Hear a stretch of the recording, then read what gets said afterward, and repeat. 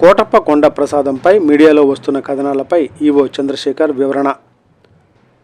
కోటప్ప కొండ త్రికోటేశ్వర స్వామి టెంపుల్ దేవస్థానంలో ప్రసాదం నాణ్యతపై మీడియాలో వస్తున్న కొన్ని కథనాలను పూర్తిగా అవాస్తవమని దేవస్థానం ఈవో చంద్రశేఖర్ తెలిపారు. భక్తులకు అందిస్తున్న ప్రసాదం శుభ్రత, నాణ్యత ప్రమాణాలను పూర్తిగా పాటిస్తూ తయారు చేస్తున్నామని ఆయన స్పష్టం చేశారు. దేవస్థానంలో తయారు చేసే ప్రసాదానికి అవసరమైన పదార్థాలు అన్నీ మంచి నాణ్యతతోనే కొనుగోలు చేసి పరిశుభ్రమైన వాతావరణంలో తయారీ ప్రక్రియ నిర్వహిస్తున్నామని తెలిపారు. భక్తులకు ఎటువంటి అసౌకర్యం కలగకుండా ప్రత్యేకంగా పర్యవేక్షణ కూడా చేస్తున్నామని చెప్పారు. కొన్ని సోషల్ మీడియా వేదికల్లో వస్తున్న తప్పుడు ప్రచారాలను భక్తులు నమ్మవద్దని, దేవస్థానం పరిపాలన ఎప్పటికప్పుడు ప్రసాదం తయారీపై తనిఖీలు నిర్వహిస్తోందని ఈవో చంద్రశేఖర్ వెల్లడించారు.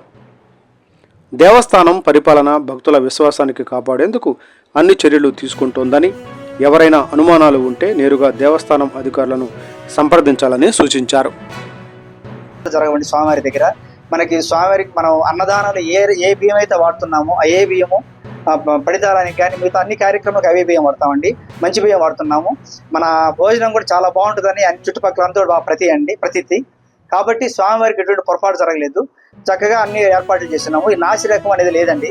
ఇప్పుడు అర్చక స్వామి వాళ్ళందరూ కూడా మాట్లాడితే వాళ్ళందరూ చెప్పింది కూడా అదే. దానికి సంబంధించి వాళ్ళు లెటర్ కూడా రాసిచ్చారు. ఈ రకంగా పొరపాటు జరిగిందని, దానివల్ల అండి ఇటువంటి పొరపాటు మీకు తెలియకుండా ఏం చేయమని చెప్పి వాళ్ళు చెప్తున్నారు. కాబట్టి స్వామివారికి ఎటువంటి ఇబ్బంది కలగలేదు, స్వామివారికి ఎటువంటి పొరపాటు జరగలేదని చెప్పి మీకు తెలియజేసుకుంటాను.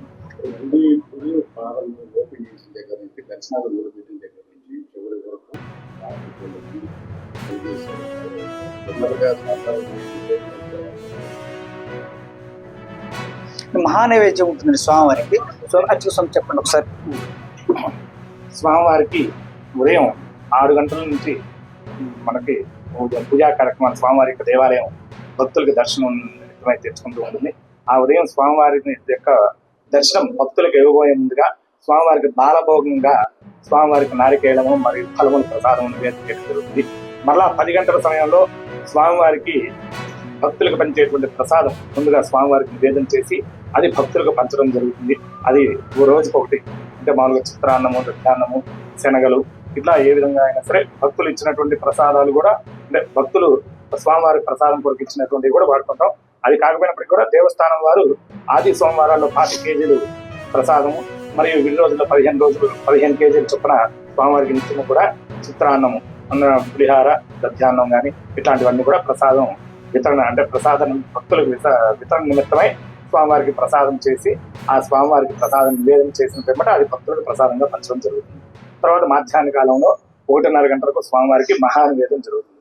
మరలా సాయంకాలం 3 గంటలకు స్వామివారికి దేవాలయం తెచ్చిన పిమ్మట మరలా స్వామివారికి చిత్రాన్న ప్రసాదము నివేదన చేసి అది భక్తులకు పంచడం జరుగుతుంది. మరలా సాయంకాలం 6:30 గంటలకు స్వామివారికి హారతులతో పాటుగా స్వామివారికి మళ్ళా పండ్లు, ఫలములు ఇవన్నీ కూడా నివేదన చేయడం జరుగుతుంది అనమాట. సాయంకాలం 8 గంటలకు స్వామివారికి నివేదన చేసి, అంటే నారికేళ్ల నివేదన సమర్పించి స్వామివారి యొక్క దేవాలయం మూసివేయడం జరుగుతుంది. ఈ విధంగా స్వామివారికి ప్రసాదాలు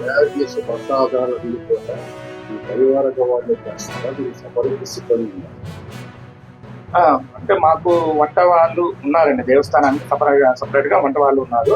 వాళ్ళు ప్రసాదాల వరకు తయారు చేస్తారు. దేవస్థానానికి సంబంధించినటువంటి ప్రసాదాలు అంటే నివేదన మా యొక్క అర్చక స్వామి, మహానివేదన మాత్రం మా అర్చక స్వామి పరిచారం. అంటే ఈ విధంగా అంటే వంట వాళ్ళు మనకి సక్రమంగా సరైనటువంటి వాళ్ళు వంటవారు మనకి లేరండి. తలహేశ్వర స్వామి లేరు ఇక్కడ. మన అర్చక స్వాములు వాళ్లే ఇంత ముందు కూడా ఎవరు డ్యూటీ అయితే వాళ్లే నివేదన తయారు చేసి పెడుతుంటారు. తర్వాత పరిచారక స్వాములు వాళ్ళు తయారు చేస్తున్నారు.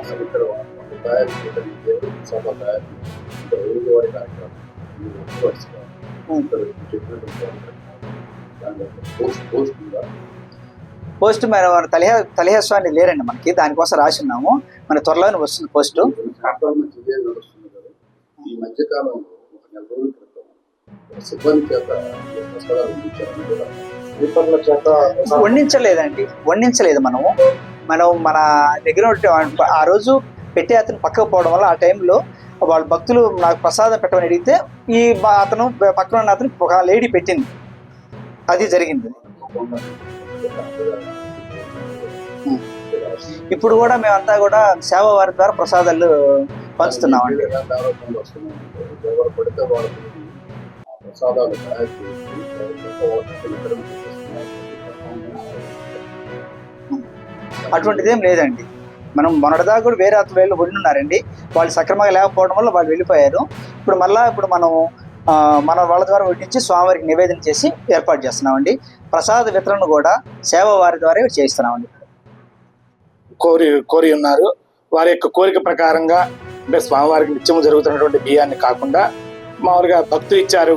మొదటి పంటగా వారి యొక్క భక్తుల యొక్క అభీష్టం మేరకు వారు ఇచ్చినటువంటి బియ్యంతో స్వామివారికి మహా నివేదన చేయగా ఆ వండిన తర్వాత దానితో ఆ బియ్యం నందు ఆ ప్రసాదం నందు నాణ్యత లోపించడం వల్ల దాన్ని తీసి పక్కన పెట్టి అది బయట ఉన్నటువంటి కోతులకి అది ఆహారంగా వేసి మరలా వేరే దేవస్థానం వారు సమర్పించినటువంటి దేవస్థానం వారు స్వామివారికి నివేదన కొరకు నిత్యము ఇచ్చేటువంటి బియ్యమును వాటితో మరలా మన ప్రచారక స్వామివారి వండి మళ్ళా అది స్వామివారికి నివేదన జరిగి ఉన్నది.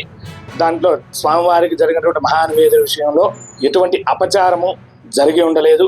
కాబట్టి ఆ వండిని పడేసేటువంటి సమయంలో ఎవరో భక్తులు అది మామూలుగా అంతా కూడా వీడియోలు ఫోటోలు తీసి కోతులకు ప్రసాదంగా కోతులకి ఆహారంగా వేసేటువంటి సమయంలో ఎవరో భక్తులు అంటే అదృశ్యంగా అంటే మనకు తెలియకుండా ఎవరో వీడియో తీసి అది సాంఘిక మాధ్యమాలందు ప్రచారం చేయడం జరిగినది.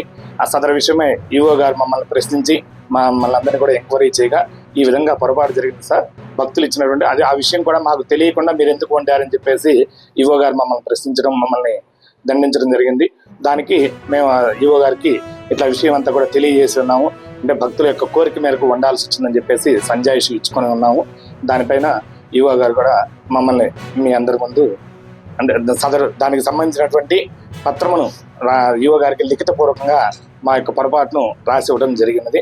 దానిపైన మన ఈవో గారు మాట్లాడుతూ